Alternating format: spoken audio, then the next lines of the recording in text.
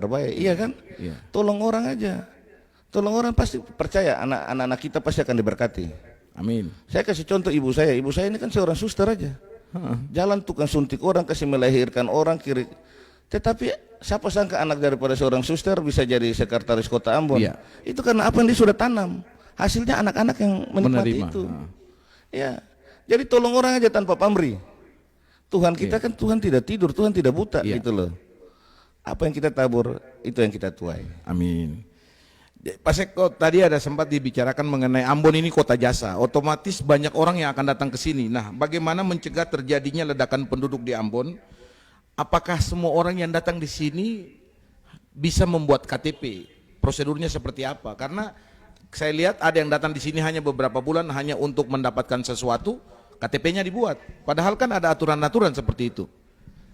Baik, begini. Jadi sistem yang dibangun oleh pemerintah pusat khususnya Dirjen Dukcapil ya, Direktorat Jenderal Kependudukan ini saat ini agak sulit kalau seseorang itu bisa datang seenaknya dia bisa buat KTP. KTP, ya. Karena kita semua punya nicknya sudah nick kita ini istilahnya single identity number, sekali seumur hidup. Ya, jadi tidak bisa kita buat kayak gitu. Anda misalnya dari Jakarta datang di Ambon, Anda mau buat KTP Ambon tidak bisa, ketika nicknya diketik langsung kelihatan data Anda di Jakarta, nggak bisa, kecuali dia membawa namanya itu SKPWNI, surat keterangan pindah warga negara Indonesia. Ya, dia bawa itu dengan nomor surat itu, Kota Ambon menerima dia punya surat itu, lalu Kota Ambon menerbitkan dia KTP Ambon, dengan otomatis data di Jakarta sudah langsung terclose. Sudah langsung mati, nggak bisa otomatis, sistemnya langsung bicara otomatis. Jadi tidak ada untuk sekarang mau bikin KTP satu orang bisa 2, 3, nggak akan mungkin. Nggak akan mungkin.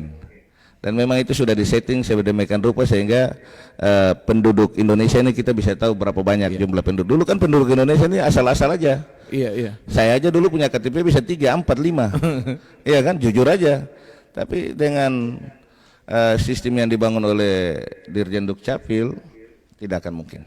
Ya, dari pantauan Pak Sekot sendiri setelah berlangsung beberapa bulan terakhir ini, apakah ada progres? Wah, progresnya sangat luar biasa.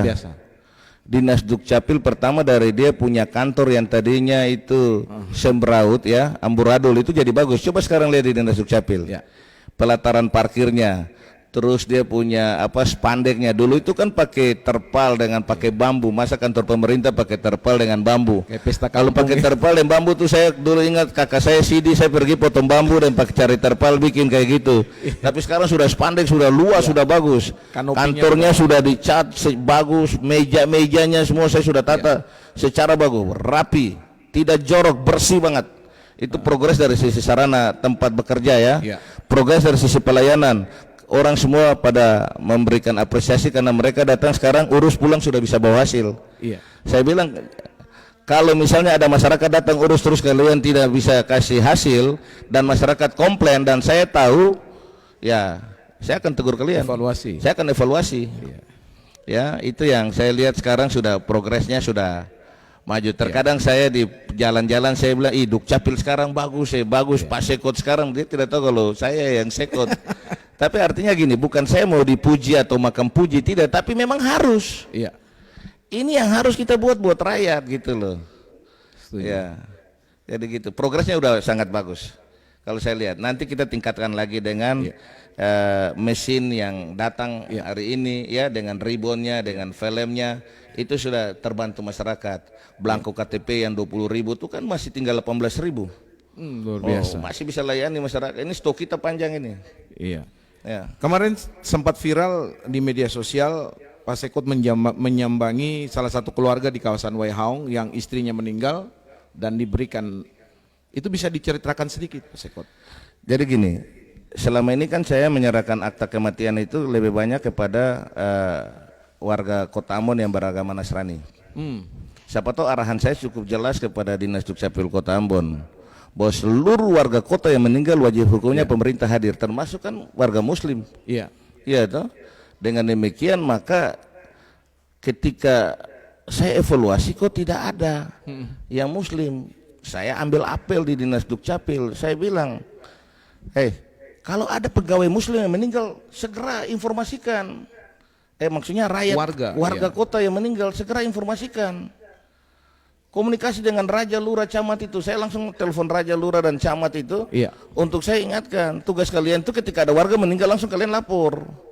Nah saat itu memang ketika saya sampaikan itu ada yang meninggal di Waihaong. Ya, ketika ada yang meninggal di Waihaong itu, ibunya meninggal melahirkan, anaknya selamat, mamanya meninggal. Iya. Nah ketika itu disampaikan kepada saya langsung turun dan saya menyerahkan akta kematian ya dengan KTP dan kartu keluarga dengan sumbangan kepada keluarga. Apalagi mereka juga kan orang yang dikategorikan kurang mampu ya. Iya. Jadi itulah bentuk pemerintah hadir untuk rakyat ketika rakyat berduka. Iya, dalam melaksanakan program-program yang dilakukan